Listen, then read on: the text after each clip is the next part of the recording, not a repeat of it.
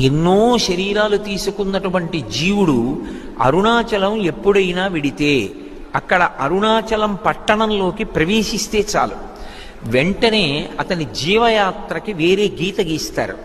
అరుణాచలము వెళ్ళక ముందు, అరుణాచలము వెళ్ళిన తరువాత అని. అంటే అరుణాచలానికి ఎంత వైభవం ఉందో, ఆ క్షేత్రం ఎంత గొప్పదో మనం అర్థం చేసుకోవచ్చు. అక్కడ ఉన్నటువంటి లింగం అగ్నిలింగం.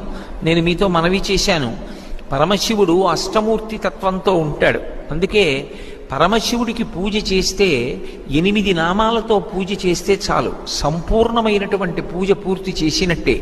అవకాశం ఉంటే శివాష్టోత్తరం చెప్పచ్చు, శివ సహస్రం చెప్పచ్చు.